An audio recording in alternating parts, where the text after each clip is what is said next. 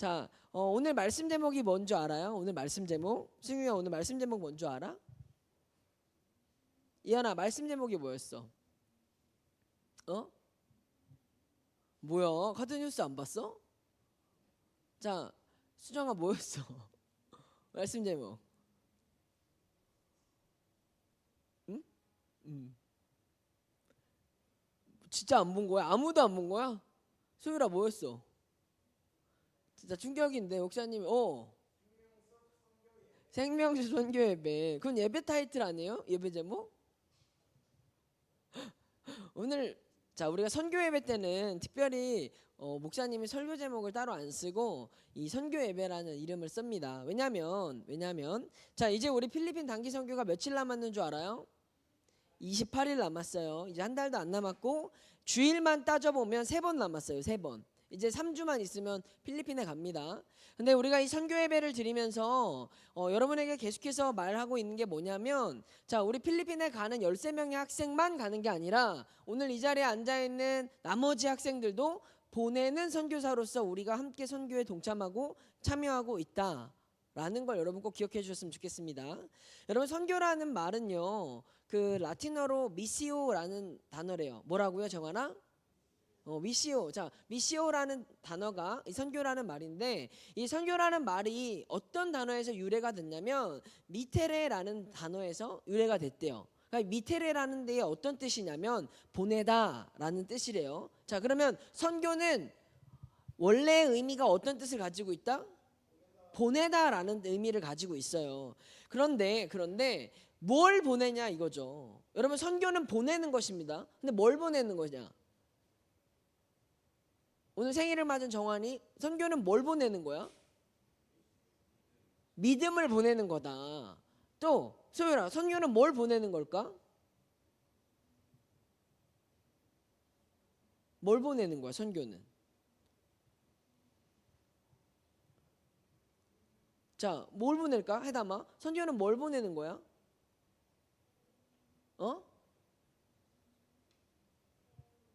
뭐라고, 뭘 보낸다고? 배움을? 자, 은세 뭘 보내는 거야? 아주 중요한 건데. 생각을 해보세요, 여러분. 선교에 여러분이 다 동참하잖아. 그리고 가는 사람도 있고 안 가는 사람도 있잖아. 안 가는, 보내는 선교사 김준희, 뭘 보낼 거야 너는? 믿음을 보낸다. 믿음을. 영명이 뭘 보낼 거야? 같이 가는 거야. 뭐라고? 사랑. 우리 영명이 박수 한번 줄까요? 영명이가 시험을 굉장히 잘 봤어요. 자, 여러분, 우리가 선교는요, 내가 내 몸을 보내는 사람도 있고, 물질로서 우리가 예물을 하나 보내는 사람도 있고, 또 여러분들이 가지고 있는 각각의 달란트와 여러 가지 모양들을 담아서 보내는 것들이 있는데, 궁극적으로 모양은 다르지만 그 안에 담겨져 있는 건 하나예요. 뭐예요? 사랑이라는 거죠. 그것을 오늘 우리가 읽은 요한복음 13장 34절에서 35절의 말씀이 말하고 있습니다. 궁극적으로 우리가 이 선교를 가는 이유는 뭐냐? 사랑을 전달해 주기 위해서 가는 겁니다. 그러면 이 사랑을 전달해 주는 이 러브 스토리가 있는데, 목사님 친구 중에 케빈이라고 있어요. 케빈. 우리 이 친구가 스리랑카, 여러분 스리랑카 알아요?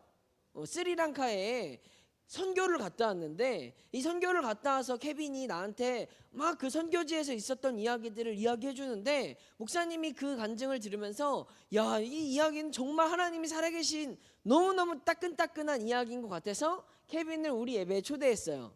자, 우리 케빈이 누군지 이제 눈치챘죠?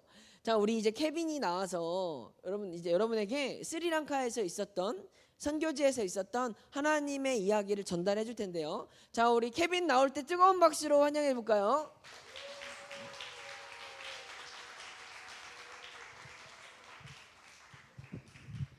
네, 안녕하세요.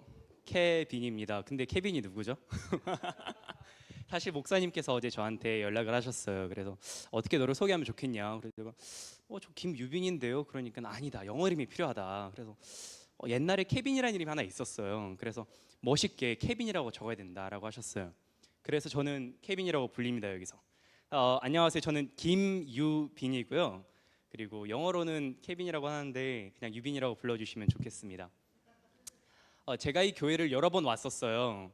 근데 여러 번 오다 보니까 많은 분들이 제가 이 교회 성도인 줄 알고 있더라고요. 근데 저는 여기 교회 성도는 아니고요. 저를 가장 좋게 소개를 할 수 있는 방법은 아무래도 목사님의 굉장히 어린 친구, 혹은 혹시 이환희 선생님 아시나요? 네, 되게 막 어린이 좋아하는, 되게 좀 시끄럽고 그런 선생님 있잖아요. 그래서 이환희 선생님의 되게 친한 친구입니다. 네, 그 정도로 저를 소개하면 좋을 것 같습니다. 오늘 제가 스리랑카와 그리고 스리랑카에 있으면서 있었던 일을 짧게 말씀드리고 싶은데 준비되셨나요? 네, 준비 안 되신 것 같아서 기도를 한번 하고 시작을 할게요. 눈을 감고 제가 기도를 하는 것보다 우리 다 함께 기도했으면 좋겠어요. 그래서 짧게 하나님께, 하나님 듣겠습니다, 말씀해 주세요. 하나님 듣겠습니다, 말씀해 주세요. 이렇게 지금 한 5초 정도 기도하는 시간 갖도록 하겠습니다.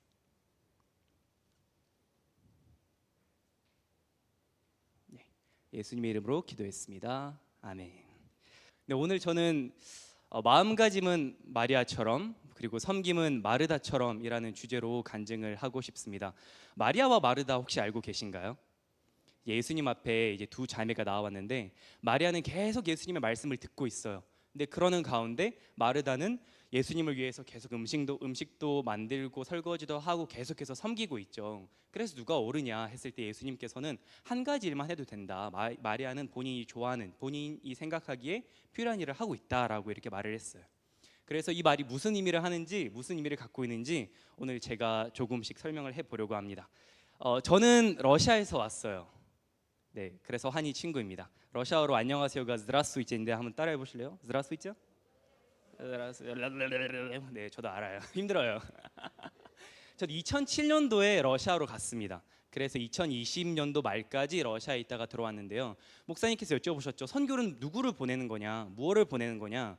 저에게 있어서는 선교는 엄마 아빠를 보내는 거 아닌가? 그래서 저는 선교로 보냄 받아 러시아로 가신 엄마 아빠를 따라서 러시아로 갔어요. 그래서 러시아로 처음 가게 된 계기는 엄마 아빠 따라서 갔어요. 그래서 그게 선교인지도 뭔지도 모르게 그냥 가서 자연스럽게 거기서의 생활을 하고 러시아를 배우고, 그러다 보니까 러시아에서 선교도 하고 같이 러시아어도 배우고 공부도 하고. 근데 선교사 자녀로 크다 보면요, 어쩔 수 없이 계속해서 교회에서 섬겨야 해요. 여기는 섬기는 사람들이 10명이 넘게 있잖아요. 근데 선교지에서는 섬기는 사람이 없어요. 맨 땅에 헤딩이에요. 그래서 가가지고 예수님 믿는다 하면 어떻게든 선교를 시작해야 돼요.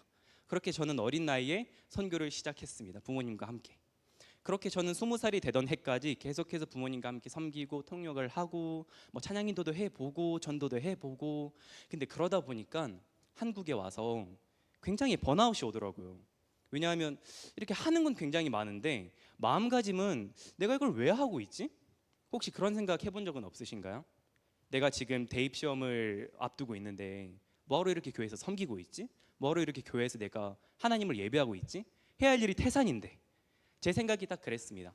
그래서 재작년 너무너무 힘들어가지고 마음이, 저는 이제 군대를 갔거든요. 그래서 군대 훈련소에 가서 만났던 친구들하고도 계속 교제하고 또 세상 친구들을 만나면서 세상에 재밌는 것들이 너무 많은 거예요. 제가 술은 많이 안 마셔봤지만 맥주도 치킨이랑 먹으니까 맛있고, 그리고 믿지 않는 친구들 만났는데도 은근 좋은 친구들도 많으면서 하나님 얘기를 굳이 하지 않아도 너무 재밌는 거예요. 그렇게 저는 작년에 되게 이중적인 생활을 하기 시작했어요. 한 발은 하나님 안에, 또 다른 발은 세상 속에. 이렇게 저는 교회에서도 생활하고 전도도 하면서도 또 되게 세상적인 삶을 살았습니다. 세상적이라 함은 나중에 이제 대학에 들어가서 더 알게 되실 것 같아요. 이미 아시는 분도 많이 있겠지만. 그래서 저는 그런 생각을 했어요. 이렇게 살면 안 되겠구나. 그냥 골라야 되잖아요, 어떻게 살지. 예를 들어서 제가 지금 여러분께 1,000만 원을 드린다고 생각을 해보세요. 여러분 수중에 1,000만 원이 있어요. 얼마나 많은 돈이, 안 그래요? 근데 그 1,000만 원을 여러분이 지금 투자를 할 수 있다고 생각을 해봅시다. 예를 들어서 김유빈이라는 회사에 여러분이 투자를 했을 때 10년 후에 그 투자 값이 오를지 혹은 여러분이 그 돈을 잃을지 모르잖아요. 제 삶이 그 1,000만 원 같았어요. 그리고 그 회사가 하나님 같았어요. 내 삶은 너무 귀하고 내 삶은 너무너무 값진데 내 삶을 과연 하나님께 드릴 수 있을까? 지금도 내가 많이 드리고 있지만 근데 그것은 10만 원, 100만 원에 불과했어요. 근데 정말 내 삶을 하나님께 드릴 수 있을까? 그게 안전할까? 내 삶을 잃지는 않을까? 저는 결단을 했어야만 했어요. 그래서 그 결론이 뭐였냐면 그냥 아예 하나님께 올인을 한번 해보자. 아예 올인을 해보고 그 다음에 결단을 하자. 그래서 저는 군대를 마치고 전 서울대학교 다니고 있거든요. 한의함께. 근데 돌아가기 이전에 복학을 하기 이전에 휴학을 하고 선교를 나갔습니다. 보시면 약간 이렇게 카페에서 막 음식도 먹고 막 사진도 찍고 인스타에 막 해시태그 올리고 그랬던 제가 이렇게 배당을 메고 스리랑카에 선교를 하러 갔습니다. 총 2달 있었어요. 자, 스리랑카에 처음 왔는데 여기가 어딘지 모르겠는 거예요. 그래서 지도를 찾아봤더니 스리랑카는 인도 밑에 있는 저 작은 곳이 바로 스리랑카입니다. 스리랑카를 모르시는 분들이 많아요. 스리랑카의 사이즈는 남한보다 조금 더 작고 그리고 섬나라이기 때문에 굉장히 습하고 덥습니다. 모양이 되게 눈물같이 생겼거든요. 그래가지고 인도의 눈물이라고도 불려요. 딱 스리랑카에 도착했는데 너무 더운 거예요. 온도를 보니까 46도야. 근데 46도가 그냥 46도가 아니라 비가 계속 내리는 46도인 거예요. 이게 몸이 금방 끈적끈적해졌어요. 에어컨이 필요하잖아요. 한국 사람들은. 그래서 뭐 스타벅스나 그런 데만 들어가도 굉장히 시원한데 에어컨이 없는 거예요. 그래서 저희 숙소로 들어갔어요. 숙소에 들어갔는데 선풍기도 없는 거예요. 근데 숙소가 밖보다 더 더워요. 잠을 청하려고 누웠는데 눕는 내내 계속 땀이 빠져요. 근데 수분이 빠지면 잠을 못 자거든요. 안 되겠다, 내가 샤워를 해야겠다 싶어서 샤워를 하러 들어갔는데 물을 키자마자 나오는 물이 뜨거운 물이에요. 알고 보니까 천장 위에 거기 탱크가 있는데 하루 종일 뜨거운 태양 때문에 다 달궈진 상태로 물이 나오는 거예요. 너무너무 힘든 거예요. 그래가지고 물을 닦고 샤워실에서 나왔는데 그 뜨거운 온기가 저를 쫙 이렇게 맞이를 해주는 거예요. 피할 곳이 없었어요. 24시간 내내 땀을 흘리면서 계속해서 하는 생각은 하나뿐이에요. 어떻게 하면 조금 더 시원해질 수 있을까? 별의별 방법을 다 썼어요. 그래서 결론은 반주만 입고 다니자. 그래서 남자들끼리 팬티만 입고 다녔습니다. 근데 괜찮았어요. 그게 은근히. 그렇게 좀 힘들게 초반의 시간을 보냈어요. 그러다가 저희는 매주 지역을 옮겨 다니면서 이제 배낭을 메고 막 숲속도 걸어 다니고 산도 걸어 다니면서 이제 사역지로 옮겨 다녔습니다. 그러다가 모나라가라라는 한 지역에 도착을 했는데 이 지역은 조금 달랐어요.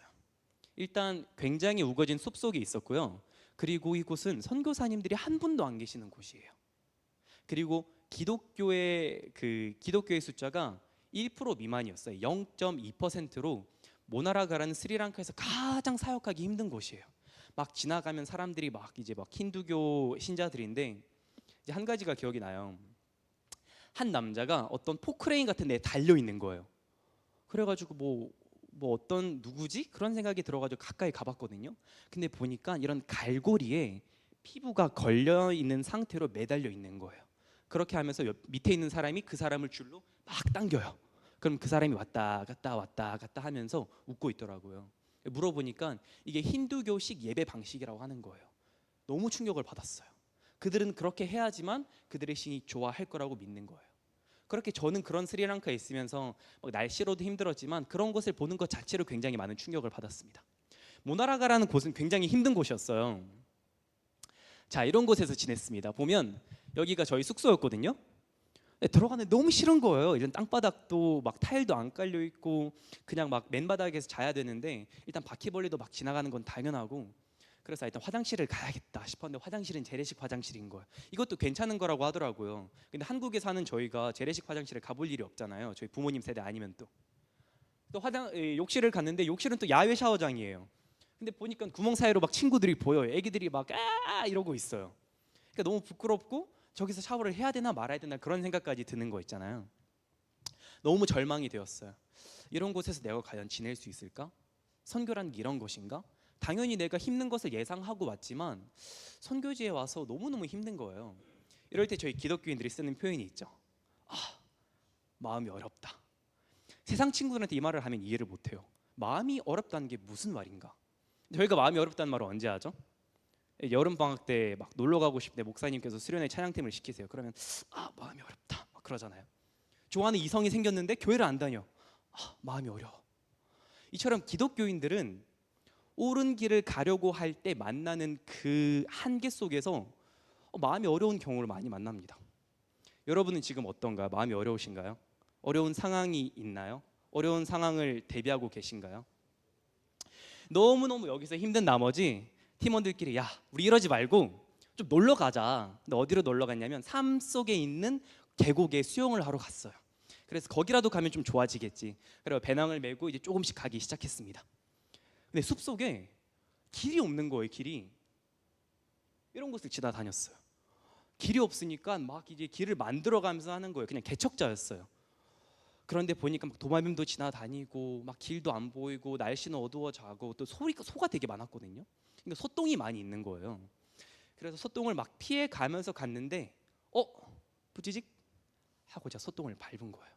혹시 그 유튜브에서 릴스 중에 그 프레서기로 막 이상한 거 넣어가지고 막 쥐어짜는 그런 영상 보신 적 있으세요? 그럼 막 젤리 같은 거 막 이렇게 올라오고 그러잖아요. 똑같았어요. 소똥을 딱 밟았는데 되게 신선한 소똥이 제 발을 딱 덮쳤어요. 그때 제가 슬리퍼를 신고 있었거든요. 마음이 그냥 말 그대로 더러운 거예요. 이 선교지가 싫어지더라고요. 그 여정을 마치고 다시 숙소로 돌아왔어요. 그래 그 전에 있던 이 집을 보는데 감사가 되더라고요. 야, 나에게 집이 있구나. 나에게 샤워할 곳이 있구나. 나에게 화장실에 갈 곳이 있구나. 이처럼 기독교인들은 힘든 상황을 이겨낼 힘이 있는데 저는 그게 감사라고 봅니다. 사실 감사하는 것이 굉장히 그 관점에 따라서 달라요. 같은 것을 보고도 불평을 할 수 있고 같은 것을 보고도 감사할 수 있습니다. 그래서 성경은 이렇게 말합니다. 항상 기뻐하라, 쉬지 말고 기도하라, 범사에 감사하라. 이게 명령이에요. 항상 감사하라고요. 당연히 감사는 1차적으로 하나님께 영광을 돌리는 데도 있지만 2차적으로는 저희에게 그 감사가 필요해요. 세상 사람들 다 모인 곳에서 같은 힘든 상황 속에서 다른 사람들은 불평을 하는데 내가 감사함으로 인해 긍정적으로 그 상황을 이겨낸다면 제가 위너 아니에요? 제가 승리자 아닙니까? 감사는 힘이라고 봅니다. 그래서 선교지에 갔을 때 굉장히 힘든 상황들이 있을 수도 있어요. 그 상황 속에서 저는 감사를 택하셨으면 좋겠습니다. 감사는 감정이 아니라 선택입니다. 그래서 그 선택을 매 순간 하셨으면 좋겠습니다. 자, 모나라가에서 있었던 그 일을 조금 더 말씀드리고 싶어요. 자, 이제 선교를 시작해야 될 거 아니에요. 저희가 어떻게 했냐면 마을을 지나다니면서 집집마다 들어가서 그냥 문 열고 들어가서 복음을 전했어요. 한국에서는 있을 수 없는 일이잖아요. 근데 거기서는 아무래도 인식이 조금 다르다 보니까 옛날에 한국에서 사용하던 그 가가호호, 집집마다 방문해서 전도하는 방식을 아직도 사용하고 있더라고요. 그래서 현지 사역자님과 같이 이렇게 막 이제 외국인들 다 같이 몰려가지고 집집마다 돌아다니고 그랬어요. 근데 한 마을을 갔는데 이런 광경이 보이는 거예요. 이게 뭐와 같아 보이시나요? 집, 놀이터, 주유소. 네, 스리랑카식 주유소 같기도 하죠. 이게 사원이에요. 이게 힌두교 사원인데요. 여기에 들어갈 수는 없어요. 주유소처럼 생기기도 했어요. 근데 사원입니다. 들어가면 이게 치마만 입고 계시는 되게 빼빼 마른 할아버지들이 되게 탄 피부 상태로 막 무슨 향을 올리면서 제사를 드리고 계세요. 근데 뭔가 영적으로 눌리는 느낌이 들더라고요. 와, 여기서 어떻게 내가 전도를 하지? 가장 힘든 지역이라는데? 마을에 들어갔습니다. 마을에 들어갔는데 이제 한 집에 이런 어린아이가 보이는 거예요. 좀 이상한 게 안 보이시나요? 5초 드리겠습니다. 5, 4, 8. 정확해요. 보니까 여기 발 상태가 다른 거예요. 그래서 이게 뭔가 이상하다. 왜 발이 다를까? 이렇게 막 기도를 해봤어요. 하나님, 이 발이 다른 게 어떤 의미가 있나요? 당연히 답은 안 나왔죠. 근데 감사하게도 이 친구와 친해져가지고 이 친구 집에 들어갈 수 있었어요. 친구 집에 들어가니까 외국인들이 막 왔다고 집 주인들이 되게 반가워하더라고요. 저희를 맞이해 주셨습니다. 근데 알고 보니까 이 친구가 지금 12살인가 13살인데 골류감, 뼈암으로 몇 년간 고생을 했던 거예요. 그래서 다리부터 시작된 암이 계속 전파가 되어서 어쩔 수 없이 절단을 해야 됐고 정말 답이 없는 상황 가운데 예수님이라는 신이 치유의 능력이 있다더라. 예수님께 기도하면 치유를 받을 수 있다더라. 라는 그 생각으로 힌두교 신자들이 막 예수님께 기도를 하기 시작한 거예요. 근데 저는 이해가 잘 안 돼요. 근데 나았대요. 완전히 나아가지고 이제 목발 이렇게 의족을 이렇게 착용한 채로 다니고 있습니다. 근데 기회잖아요. 제가 말하지도 않았는데 예수님에 대해서 얘기를 해요. 그래서 영어로 물어봤어요. Do you believe in Jesus? 예수님을 믿냐? 그러니까 Yes, we believe in Jesus. 예수님을 믿습니다. 근데 보니까 이렇게 집에 힌두교 불상이 있는 거예요. 이렇게 예수님을 믿는데 불상이 있을 리가 없는데라는 생각이 들어가지고 Do you believe in Hindu gods? 하니까 Yes, we believe in Hindu gods. 그러는 거예요. 예수님을 믿으면서도 힌두교 신자인 거죠. 저희로서는 이해가 안 가지만 알고 보니 힌두교는 그 다신론 쪽 그런 이제 사상이 입각되어 있어요. 그러다 보니까 이렇게 버스를 타고 다니면 이런 게 보여요. 보면 이제 힌두교 신 이제 5마리라고 해야 되나요? 그리고 이제 부처 그리고 예수님이 있어요.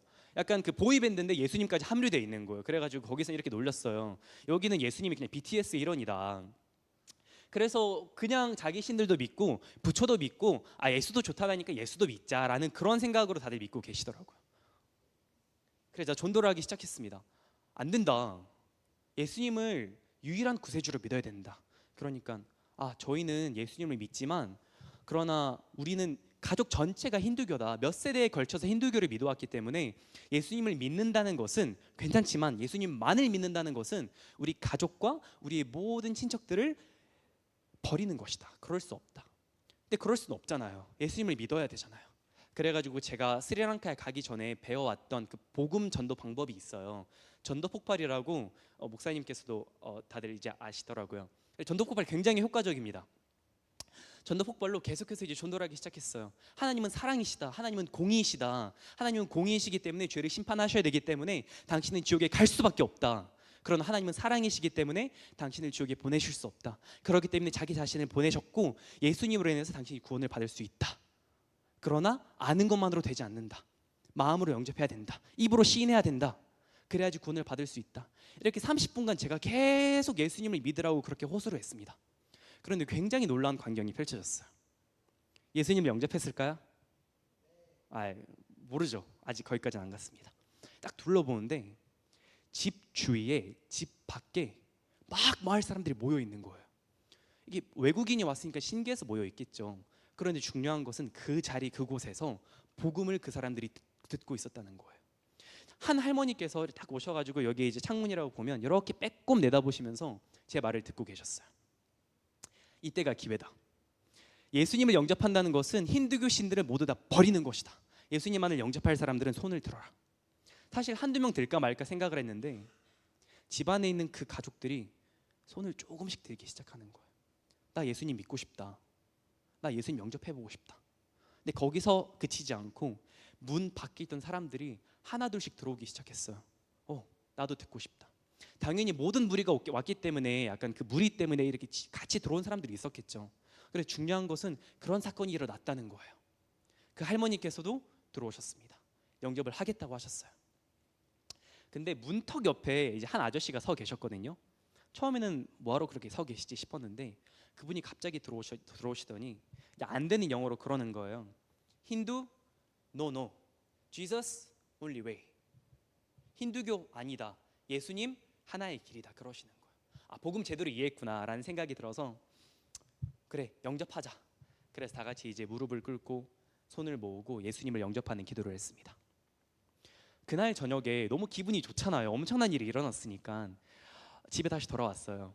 근데 그 현지에서 저희와 함께 사역하시던 그 사역자님이 막 울고 계시는 거예요. 근데 왜 울고 계시는지 너무 궁금해서 저희가 이제 모여가지고 얘기를 하기 시작했어요. 그분 이름이 그레이션이었는데 그레이션, why are you crying? 왜 우냐? 그러니까 말을 못해요. 근데 조금 더 물어보니까 그러는 거예요. 오늘 이 모나라갈에 돌파구가 일어났다. 예수님을 하나도 믿지 않는 그 마을에 예수님 믿는 사람들이 생겼다. 그건 나도 안다. 근데 왜 우냐? 그러니까 마지막으로 그때 예수님을 믿겠다고 영어로 말하신 그 아저씨가 누군지 아냐? 이 힌두교 사원의 최고 사제였던 거예요. 이 사제가 거기서 막 제사를 드리고 있다가 그랬대요. 무슨 신의 임재를 느껴가지고 그냥 가다 보니까 사람들이 모여 있었고 가다 보니까 외국인들이 있었대요. 그래 듣다 보니까 저 복음이 진짜라고 느꼈다는 거예요. 그래서 그 당시 바로 예수님을 영접을 했어요. 어제 제가 그 그레이션한테 연락을 해봤어요. 근데 이제 그레이션한테 연락을 했었는데 2주 전 주일에 여기 옆에 있는 강가에서 세례를 받았다는 거예요. 그레이션이. 아니 그 힌두교 사제가. 그래서 세례를 받고 지금 훈련을 받고 있대요. 그리고 그 집에 있던 모든 우상들을 이 집은 다 버리고 그날로부터 그레이션 사역자님께 훈련을 받고 있습니다. 저는 사실 되게 자신감이 많았어요. 어렸을 때부터 선교사 자녀로 자라오면서 말하는 거 되게 좋아하거든요. 말하는 거 되게 잘하거든요. 그래서 복음 전하는 걸 되게 상품 팔듯이 되게 잘했던 것 같아요. 그래서 나 이거 하면 많은 사람들 전도할 수 있어. 나 복음 전도하는 방식 잘 알거든. 나 그거 강의도 해봤어. 사람들한테 말하면 사람들이 예수님 믿을 거야. 근데 힌두교 사제가 예수님을 믿는 걸 보고 그 생각이 들었어요. 하나님, 이건 아니죠. 제가 아무리 복음을 잘 전한다고 해도 이건 아니에요. 이거는 제가 한 게 아니라 하나님께서 하셨다는 말 외에는 설명이 안 돼요. 누가 그렇게 하겠어요? 그래서 하나님께 영광을 돌렸습니다. 한 가지 이야기만 더 하고 제가 이제 조금 끝으로 달려가려고 하는데요. 네, 이렇게 예수님을 영접을 했어요, 같이. 한 4주가 흘렀나? 저희가 이제 더운 그 해안가 지방에서 물러나서 바둘라라는 그 산악 지역으로 갔어요. 굉장히 힘들게 갔습니다. 막 토도 여러 번 하고 막 식중독도 걸리고 그러는 가운데 갔는데 되게 집들이 작거든요. 작은 집에 저희 팀이 11명이었는데 다 들어가기에는 좀 뭐한 거예요. 그래서 다른 친구들 다 보내놓고 저는 밖에서 조금 쉬고 있었어요.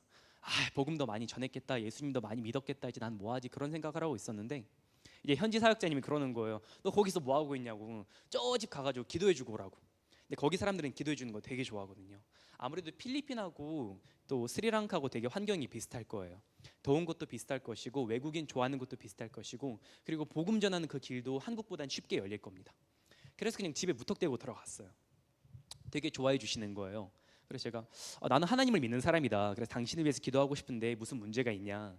그러니까 한 남자가 본인은 간질병이 있대요. 그래서 어렸을 때부터 너무 그것 때문에 힘들어했는데 기도해 달래요. 그래서 제가 막 간절히 기도했어요. 하나님 고쳐주세요. 지금 이 사람이 나아야 됩니다. 제가 아니면 안 됩니다. 이 순간이 아니면 안 됩니다. 막 그렇게 간절히 기도를 했는데 갑자기 한 질문이 떠오르는 거예요. 야, 너 근데 예수님 믿냐? 그러니까 예수님 안 믿는데요. 아니 예수님 안 믿으면서 무슨 기도를 바라냐. 그래서 복음을 전하겠다고 앉아봐라. 내가 너한테 해줄 말이 있다. 기쁜 소식이 있다. 막 복음을 전하려고 하는데 그 사람이 잠깐만 기다려보래요. 옆에 다른 집이 있는데 거기 가서 말해주라는 거예요. 제가 복음을 전할 줄도 몰랐겠죠. 근데 그 집에 그냥 따라갔어요. 졸졸 따라갔는데 막 이렇게 아이들이 많이 있는 거예요. 한 30명의 아이들이 있고 그리고 막 한 20명 이상의 이제 학부모들이 막 이제 그 방 안에 있는데 알고 보니까 그 남자가 교사인 거예요. 그 친구들한테 수학을 가르쳐주고 있었던 거예요. 외국인들이 오니까 막 좋아하는 거죠, 아이들이. 근데 제 팀원들은 다 다른 데 있고 저는 어떨결에 이렇게 혼자 있는 상태에서 사람들이 막 저를 보고 있어요. 무언가는 말해야 될 것 같아요. 하나님께 막 기도를 하기 시작했어요. 주님, 무언가를 말을 해야 되는데 갑자기 복음 전하면 너무 이게 어색하죠. 갑자기 막 예수님 전하면요. 그러니까 그 예수님 전하는 그 복음과 일상 대화에서 그 흘러가는 무언가가 필요한데 그 대화 주제를 달라고 하나님께 막 기도를 하기 시작했는데 제가 러시아 있을 때 굉장히 열악한 환경에서 공부를 했거든요. 시골 지역에서 좀 공부할 환경이 잘 되지 못했습니다. 그래서 그것 때문에 많이 좀 갈등이 있던 가운데 하나님의 은혜로 공부를 열심히 하게 되어서 지금 서울대까지 올 수 있게 되었어요. 근데 그 과정을 설명을 하시는 거예요, 하나님께서. 이 친구들은 희망이 없는 친구예요. 그 산악 지역에 살면서 어떤 희망이 있겠어요. 아무리 공부 열심히 해도 부모님과 같이 농사 짓는 것밖에 없거든요. 근데 저도 그 상황이 비슷해 보였던 거예요. 선교사 자녀로 그 시골에 살면서 희망이 없어 보였는데 하나님께서 이렇게 끌어올려 주신 거거든요. 이 사실을 전하라는 거예요. 하나님께서 해주신 모든 그 이야기를 제가 전했어요. 그리고 마지막에 그 하나님을 알고 싶냐? 알고 싶대요. 그리고 복음을 전했습니다. 마지막에 예수님 영접할 사람 손을 들어라. 그런데 이게 쉽지 않은 결정일 것이다. 왜냐하면 당신의 이 말이 힘이 있기 때문이다. 근데 이게 저 지금 생각해도 되게 마음이 울렁이는 게 아이들이 막 손을 드는 거예요. 그래서 그랬어요. 손 내려라. 당신이 지금 하는 결정이 얼마나 강한 결정인지 모른다. 다시 물어보겠으니 예수님을 영접할 사람, 힌두교를 버리고 예수님만을 영접할 사람은 손을 들어라. 그러는 사람들이 막 손을 들기 시작하는 거예요. 그래도 어린아이들이 되게 기뻤어요. 근데 학부모들도 같이 와가지고 예수님을 영접하시더라고요. 그래가지고 전 이렇게 서 있었는데 50명이 넘는 사람들이 막 이렇게 모여가지고 무릎을 꿇고 예수님 영접했어요. 근데 그 광경이 너무 아름다운 거예요. 하나님께 영광 돌립니다. 추수할 것은 많되 일꾼이 적으니 뭐라고 하죠? 그 다음에 추수할 자를 달라고 하잖아요. 주인께 가세요. 추수할 것은 굉장히 많아요. 한국에서는 되게 그런 게 없어 보이는데 특히 필리핀이나 스리랑카 이런 그런 지역으로 가면 복음을 전하기만 하면 믿는 사람들이 굉장히 많습니다. 그래서 추수할 것이 굉장히 많기 때문에 이렇게 이번에 단기 선교 가는 것이 굉장히 값진 일이라고 생각을 하고 있습니다.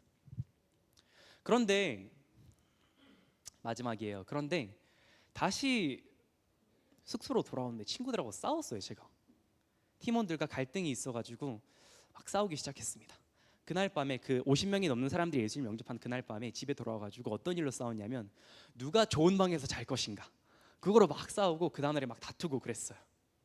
그러니까 막 의무감 때문에 선교를 하는 거지, 의무감 때문에 내가 지금 이 전도를 하는 것이지 마음에 기쁨이 없고 사랑이 없는 게 느껴지는 거예요. 그때 들었던 생각이 있어요. 아, 사랑 없이 할 수 있는 게 참 많구나. 여러분, 저희에게 힘이 있는 것이 아니라 힘은 복음 그 자체 안에 있어요. 복음은 성경 말씀 안에 있기 때문에 제가 어떻게 말을 하든 그 복음에는 힘이 있습니다. 그래서 성경 말씀 한번 보시면 한번 읽어볼까요? 어떤 이들은 투기와 분쟁으로, 어떤 이들은 착한 뜻으로 그리스도를 전파하나니 이들은 내가 복음을 변명하기 위하여 세심을 받은 줄 알고 사랑으로 하나 저들은 나의 매임을 괴로움을 더하게 할 줄을 생각하여 순전치 못하게 다툼으로 그리스도를 전하느니라. 그러므로 무엇이뇨? 외모로 하나 참으로 하나 무슨 방도로 하든지 전파되는 것은 그리스도니 이로써 내가 기뻐하고 또한 기뻐하리라. 바울은 어떻게 전하든지 그리스도가 전파되면 괜찮다고 했어요. 괜찮죠. 하나님 나라가 확장되는 것이니까요. 복음에는 힘이 있기 때문에 전했을 때 영접하는 사람들이 많을 수 있어요. 그러나 하나님의 뜻은 선교지에만 있는 게 아니거든요. 하나님의 뜻은 거기에 있는 그 불쌍하고 거기에 있는 그 미래 없는 사람들에게만 있는 것이 아니라 1차적으로 여러분께 있습니다. 여러분이 그 모든 사람들을 다 살리고 여러분이 그 모든 사람들이 다 전도해가지고 모든 사람들이 영접을 한다 하여도 내가 번아웃이 와서 내가 하나님의 뜻을 깨닫지 못하고 내가 사랑 없이 그렇게 살아간다면 저에게는 손해예요. 그게 하나님은 다른 사람에게도 관심이 있지만 먼저 저에게 관심이 있으시더라고요. 그래 하신 말이, 제 이름이 유빈인데, 유빈아 나를 위해서 일하지 말고 나와 함께 일하지 않을래? 이번에 선교지에 갈 때 위함을 위해서 가는지 하나님과 함께하기 위해서 가는지 잘 생각해 보셨으면 좋겠습니다. 하나님께서는 함께하길 원하십니다. 내가 몸을 저 복종하게 함은 내가 남에게 전파한 후에 자신이 도리어 버림을 당할까 두려워함이로다. 바울의 최대 고민이었어요. 내가 모두를 살리고 내가 죽어버리면 그게 무슨 의미냐. 여러분 고린도전서 13장 아시죠? 사랑에 대해서 말하고 있어요. 내가 사랑의 바원과 천사의 말을 할지라도 사랑이 없으면 소리나는 구리와 울리는 꽹과리가 되고, 저희가 모든 것을 할 수 있지만 사랑이 없으면 울리는 꽹과리에 불과합니다. 마지막으로 이 말씀을 드리고 싶습니다. 다 같이 읽어볼까요? 하나, 둘, 셋.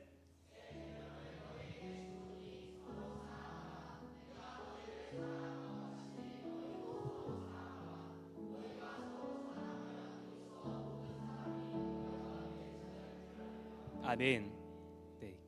선교지에 가서 많은 사람 전도할 수도 있고 전도하지 못할 수도 있어요.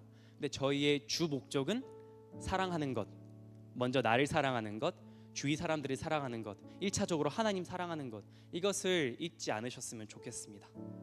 네, 여기서 제가 말씀 마무리하도록 하겠습니다. 감사합니다. 네.